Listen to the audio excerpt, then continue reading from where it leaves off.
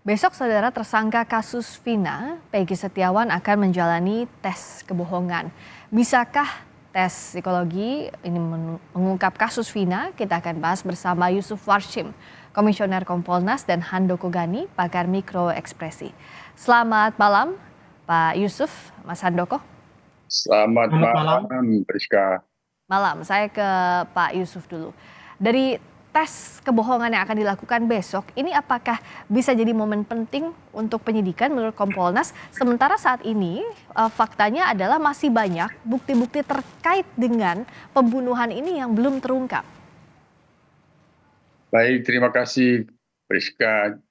Kompolnas sendiri sebagai pengawas Polri dalam hal penyidikan kasus Vina ini, terutama pasca penangkapan Peggy PS yang telah ditetapkan sebagai tersangka, untuk memperkuat alat bukti agar menjadi terang peristiwa pidananya, perbuatan pidananya, kami mendorong penguatan pembuktian yang didukung oleh scientific crime investigation.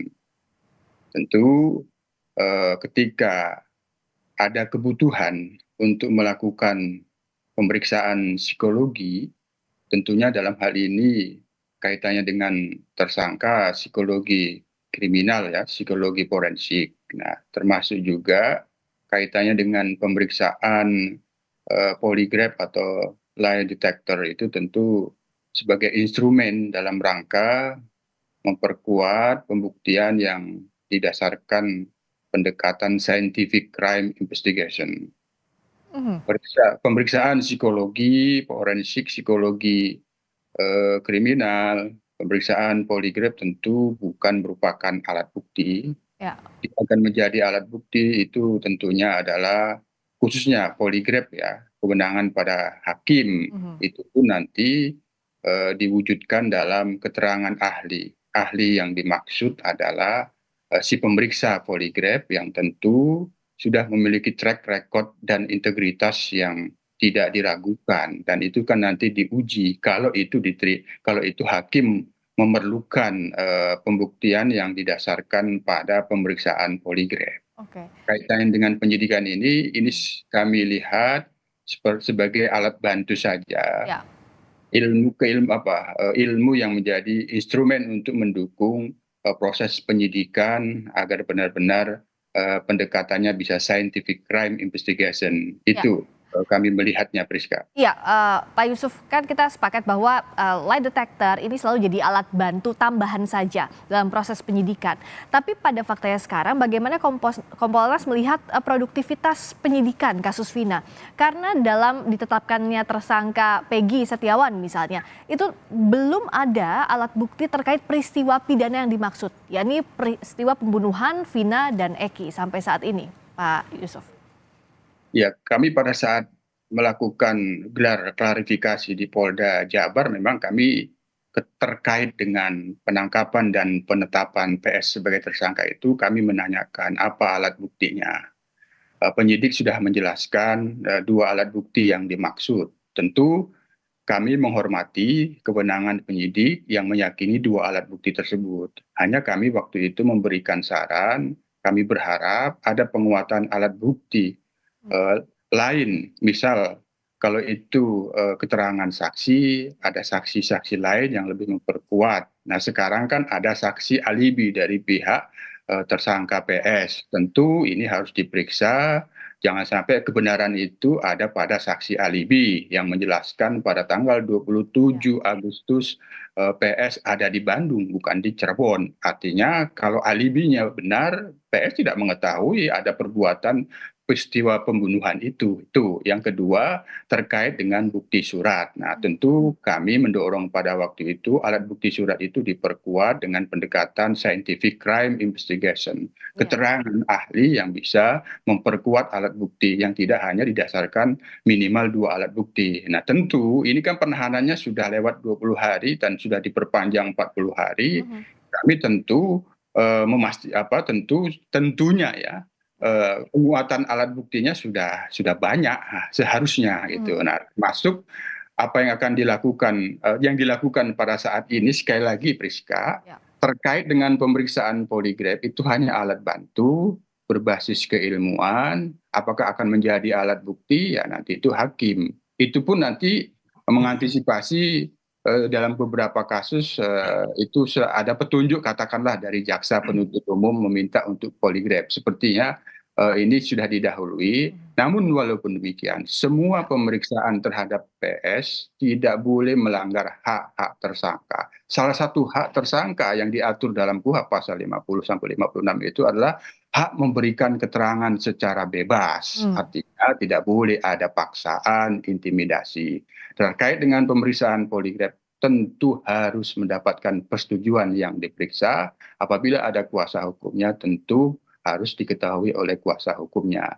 Ya. Termasuk kami boleh menjelaskan kaitannya dengan pemeriksaan psikologi, tepatnya psikologi kriminal. Ini sebenarnya untuk menjadikan satu basis keilmuan bagi penyidik mengenal secara dekat bagaimana watak dan kepribadian, sehingga dengan mengenal watak dan kepribadian tersangka, penyidik memiliki teknik dan pendekatan-pendekatan yang sesuai dengan tersangka, yang itu dalam rangka pemenuhi hak-hak asasinya agar terhindar dari sikap-sikap memeriksa, menekan, memeriksa, apalagi mengintimidasi. Itu secara teori sepertinya itu yang kita dorong. Ya, oke.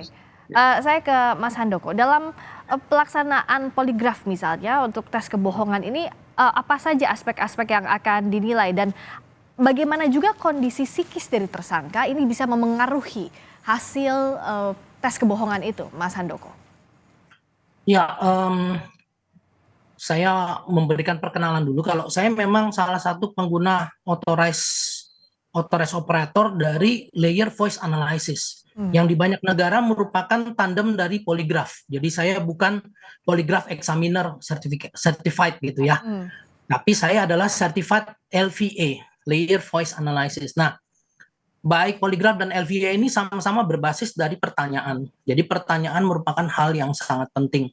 Nah, tentunya juga mempertimbangkan bagaimana psikologis dari si dalam hal ini adalah PS. Nah, ada berbagai macam jenis alat dan tentunya masing-masing punya tolak ukur atau mekanisme ukur tersendiri. Poligraf sendiri itu betul-betul harus dipergunakan pada saat kondisi yang cukup nyaman. Ya, artinya ketika terjadi ekstrim stres pada PS, maka hasil poligraf ini bisa mengakibatkan pembacaan yang berbeda. Nah, jadi tentunya ahli dari Puslapor dalam hal ini certified fraud examiner dari Polri pasti sudah berpengalaman untuk membuat kenyamanan tadi. Ya. Nah, penting sekali memang bagi PS dan tentunya tim kuasa hukum untuk bisa memberikan penjelasan kepada PS. Kalau memang PS tidak bersalah, jawab aja apa adanya. Karena nanti poligraf akan menghasilkan hasil yang benar gitu. Artinya hasil yang menyatakan bahwa PS ini tidak bersalah atau tidak berbohong begitu. Nah, terkait dengan poin-poin ini, penting sekali bahwa sebelum kita menggunakan poligraf ataupun LVA, kita mesti menyamakan pemahaman antara examiner, si pemeriksa, dengan terperiksa atau si PS ini, yaitu tentang definisi dari terminologi yang dipergunakan atau definisi-definisi dari kata-kata yang dipergunakan. Oke, Mas Handoko, izin ditahan dulu sebentar. Kita akan ikuti dulu pernyataan terbaru dari ayah Peggy Setiawan. Hari ini aja atau besok ada tes lagi? Nggak ada, hari ini aja. Cukup hari ini aja. Jadi saya tambahkan mungkin. Jadi saya tanya maksud tujuan dilakukan psikolog forensik apa? Ini untuk rangkaian proses penyidikan guna pengungkapan. Nah, jadi selain itu untuk menggali fakta-fakta, itu aja sih tujuannya. Jadi hari ini aja? Nah, hari ini aja. Jadi tadi saya tanya juga ke yang tim psikolognya, mempertanyakan untuk apa ini? Untuk melihat pola asuh seorang bapak kepada anak di waktu kecil. Itu saja sih. Ya, jadi tujuannya itu aja. Pak, itu sebenarnya sempat menolak kapan dilakukan di hari ini? Kita tidak menolak. Kita langsung datangnya sesuai dengan surat panggilan. Gitu kita dapat surat panggilan untuk hadir hari ini. Tadi mulai kita mulai tadi jam 10:30, selesai jam 18:15. Oke, itu aja mungkin ya. Agenda lagi setelah tes ini kedepannya ada agenda. Sementara agenda untuk dari penyidik belum ada. Oke, terima kasih ya. Sementara itu ya. Oke. Peggy, satu lagi dong. Selain menggambar modis tadi, ada nggak sih pertanyaan yang lebih mendalam terkait selain masa kecil? Nggak ada sih, nggak ada, cuman gitu aja, cuman tanya jawab terus ngobrol-ngobrol santai aja gitu. Nggak ada lagi yang, nggak ada, nyantai aja. Kita sambil santai, ngobrol sambil santai aja, gitu aja. Iya. Oke, makasih ya. Siap. Oke. Mas Handoko, kalau tadi kita dengarkan ya apa yang dikatakan ayah Peggy, ditanyakan juga soal pola asuh masa kecil, ini seberapa relevan saat menanyakan ini kepada orang yang diperiksa?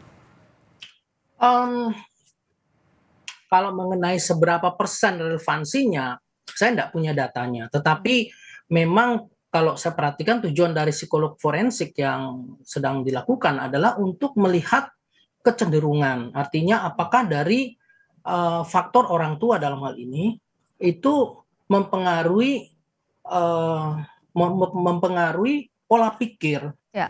pola pikir dan pola tindakan dari seseorang, yaitu PS ya. Dan dalam hal ini dikaitkan nanti dengan kemungkinan dia akan bertindak membunuh tadi atau merencanakan pembunuhan.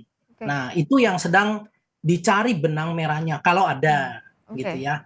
Nah, jadi tentunya ini juga menjadi sebuah catatan pertimbangan bahwa bisa terjadi orang tua mengasuh seperti pola tertentu, tetapi dalam perkembangannya ternyata si anak ini tidak dekat dengan orang tua, Oke. tapi dengan neneknya, kakeknya, dengan temannya, dengan organisasi tertentu yang membuat psikologi condition dari Ya. si anak, si PS ini berubah. Mhm. Nah, ini juga perlu dipertimbangkan sebetulnya. Ya. Ya. Baik. Jadi saya nggak bisa menyatakan relevansinya sangat tinggi. Apalagi kalau ini terkait misalnya ya dengan Ya. dugaan bahwa ini adalah terkait dengan organisasi Baik. apa namanya, klub bermotor gitu ya. Ya, geng motor begitu ya. Apakah ini bisa mempengaruhi pola pikir, pola tindak dari seseorang, Baik. melebihi pola pikir, pola tindak yang sudah ditanamkan oleh oleh ayahnya atau ibunya dari kecil. Baik. Nah, ini perlu dipertimbangkan ya. Ya, ini yang nanti akan kita tunggu besok apa hasil pemeriksaan tes kebohongan terhadap Peggy Setiawan. Tapi yang jelas kita harapkan bahwa penyidik mengumpulkan bukti-bukti, 5 alat bukti untuk menguatkan bahwa siapa yang merupakan pelakunya, dibuka faktanya secara transparan agar publik bisa percaya. Terima kasih Pak Yusuf Warshim, Komisioner Kompolnas. Terima kasih juga Mas Handoko Gani, pakar mikroekspresi. Selamat malam. Terima kasih, Puspa.